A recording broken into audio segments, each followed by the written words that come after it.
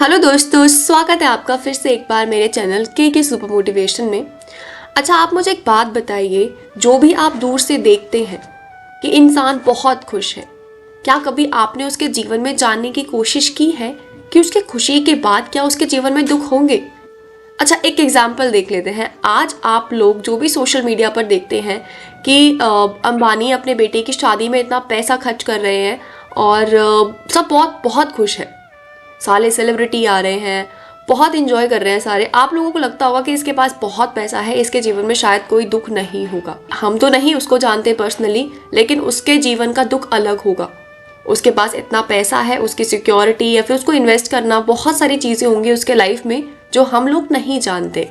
और एक जो गरीब होता है, जिसके पास खाने के लिए कुछ नहीं होता, आप लोग देते हो कि वो अपने परिवार के साथ बहुत खुशी खुशी चल रहा है, लेकिन उसके घर की बात, उसके अंदर की बात आपको नहीं पता कि क्या पता है इसके पास खाने के लिए कुछ है या नहीं, या उसके दिमाग में कोई और परेशानी चल रही हो कि उसके बच्चे कैसे पढ़ेंगे, उसके घर में खर्चे के लिए पैसे कहाँ से आएंगे, वो उसका दुख होता है। तो मेरे कहने का मतलब यह है कि जो चीज़ हम सामने से देखते हैं, ज़रूरी नहीं है कि उसके जीवन में वही सब चल रहा हो।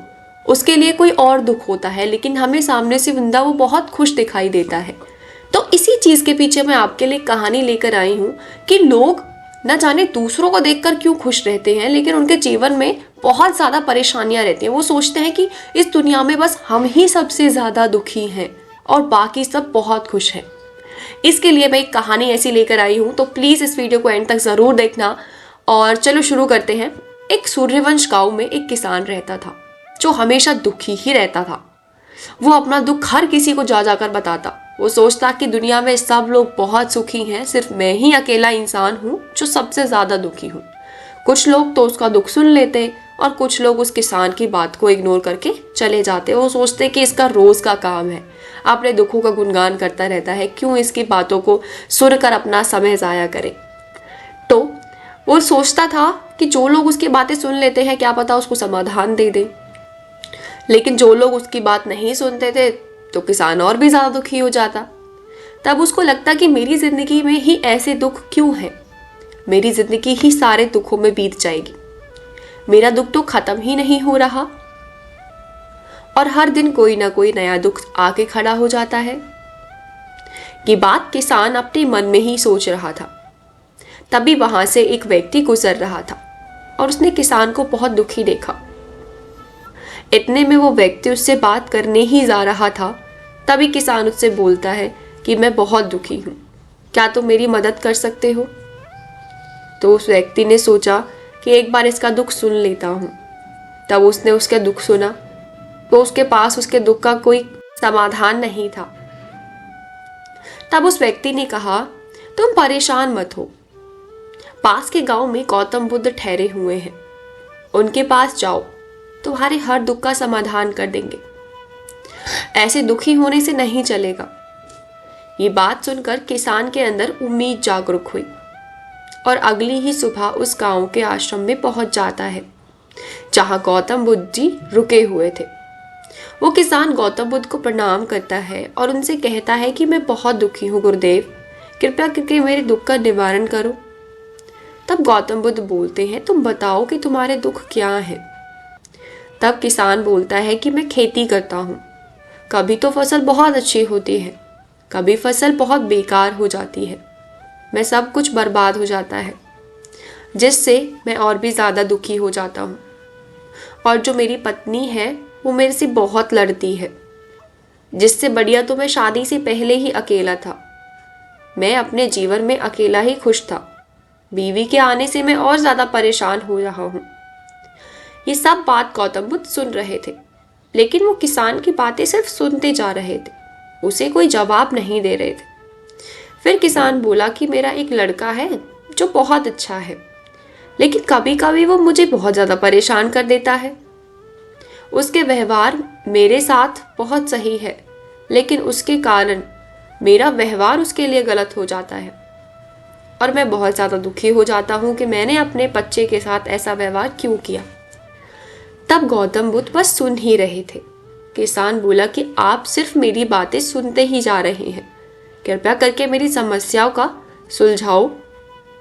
तब गौतम बुद्ध बोलते हैं, तुम्हारे इन समस्याओं का मेरे पास कोई उपचार नहीं है, मैं आपकी कोई मदद नहीं कर सकता।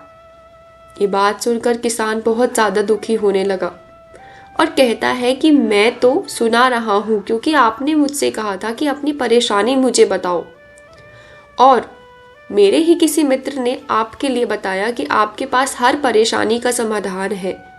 मैं बहुत उम्मीद के साथ आपके पास आया हूँ, कृपया करके मेरे दुख का समाधान आपके पास ज़रूर होगा, मेरी मदद करिए।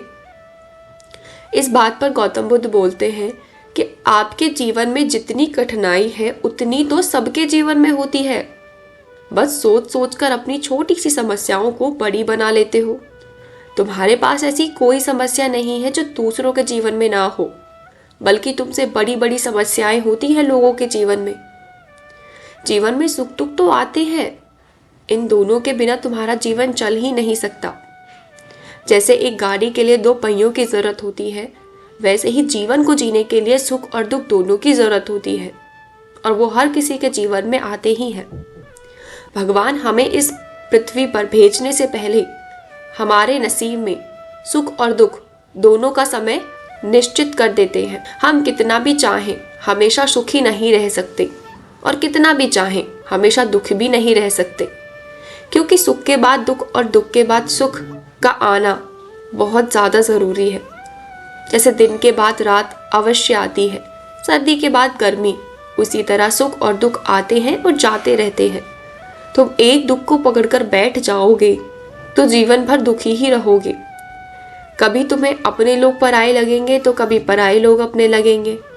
संसार में हर व्यक्ति के जीवन बस इन्हीं समस्याओं से घिरा हुआ है, जिसका कोई समाधान नहीं है। इस पर किसान बहुत ज़्यादा नाराज होने लगा और कहा कि मेरे आपके पास आने का सिर्फ एक ही कारण था, और आपने मेरे समय बर्बाद कर दिया। आप बस बेकार की बातें कर रहे हो। मुझे बहुत उम्मीद थी कि गौतम बुद्ध मेरे दुख का कोई ना कोई समाधान देंगे, लेकिन ऐसा नहीं हुआ। ऐसा कहकर किसान घर की ओर जाने लगा। तभी गौतम बुद्ध ने कहा, रुको, मैं तुम्हारी पहली समस्या का समाधान तो नहीं कर सकता हूँ, लेकिन तुम्हारी दूसरी समस्याओं का समाधान जरूर है मेरे पास। तब किसान बोला, मेरे जीवन में जो समस्या बताई है वो ही मेरी समस्या है, इसके अलावा कोई और समस्या नहीं है। गौतम बुद्ध जी कहते हैं कि आप चाहते हैं कि आपके जीवन में किसी भी प्रकार का कोई दुख ना रहे, कोई परेशानी ना आए। ये सोच रखने की तुम्हारी दूसरी समस्या है। आपको अपने मन में ये बात स्वीकार करनी चाहिए कि हर इंसान के जीवन में कोई ना कोई परेशानी रहती है, लेकिन आपने ये सोच रखी हुई है कि पूरी दुनिया में सबसे ज़्यादा दुखी आप ही हैं, और बस तुम्हारे ही जीवन में परेशानी है, बाकी सब लोग यहाँ पर सुखी सुखी रह रहे हैं। ये सोचना ही तुम्हारी समस्या है।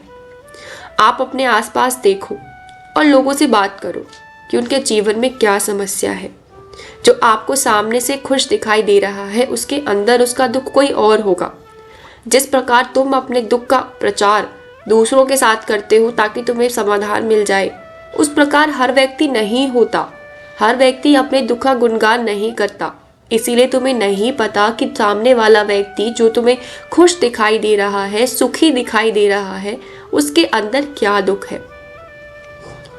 जीवन में सुख और दुख आकर ही रहेंगे, उसे कोई नहीं बदल सकता। तुम्हें सिर्फ अपनी सोच बदलनी पड़ेगी। बस तुम्हें दोनों ही स्थितियों में खुद को काबू में रखना होगा। इससे दुख का असर तुम पर ज्यादा नहीं होगा। लेकिन जब तुम दुख के बाद सुख की प्रकृति को देखोगे तो तुम उस दुख को भूल जाओगे। तुमको अपने दिमाग में ये रखना पड़ेगा और ये निकालना होगा कि तुम्हें कोई भी समस्या नहीं है जिससे कोई भी दुख आए, और सरलता से उसका समाधान कर लो। किसान को समझ आ गया कि गौतम बुद्ध उसके क्या कहना चाहते हैं। उसने गौतम बुद्ध से माफ़ी मांगी और अपने मार्गदर्शन के लिए उनको धन्यवाद किया। हमें अपनी छोटी छोटी परेशानियों के लिए किसी से शिकायत नहीं करनी चाहिए, बल्कि उन परेशानियों का खुद से सामना करना चाहिए। हमारे लिए कोई परेशानी इतनी बड़ी नहीं होती जितना हम उसे बना लेते हैं, क्योंकि लोगों की खासकर आदत होती है कि वो अपनी परेशानियों को दूसरों तक बहुत ज़्यादा बोलते हैं। उन्हें बहुत ज़्यादा सुनाते हैं। लोग अपनी परेशानियों को इसलिए साझा करते हैं ताकि सामने वाला व्यक्ति उनकी मदद कर ले, लेकिन उन्हें नहीं पता कि सामने वाले व्यक्ति के पास उनकी परेशानी का समाधान नहीं है। उनकी परेशानी खुद से ही सॉल्व हो सकती है, लेकिन जिस तरीके से वो 10 बार अपनी परेशानी को बोलते हैं तो वो एक छोटी सी परेशानी उनके लिए बहुत बड़ी बनना शुरू हो जाती है। जब वो बार बार उसको रिपीट करते हैं, बार बार लोगों को बताते हैं, तो वो परेशानी ऑटोमेटिकली उनके लिए इतनी बड़ी हो जाती है कि उस समस्या का समाधान निकालना थोड़ा मुश्किल हो जाता है। आशा करती हूँ आपको ये वीडियो पसंद आई हो, क्योंकि जीवन में बहुत परेशानियाँ हैं। आपको उस परेशानियों का समाधान करने के लिए शायद ये वीडियो अच्छी लगी हो। प्लीज़ हमें कमेंट सेक्शन में लिखकर ज़रूर बताना, और मिलते हैं अगली बार ऐसी ही वीडियो के साथ, एक नई परेशानी के समाधान के साथ। Thank you so much for watching.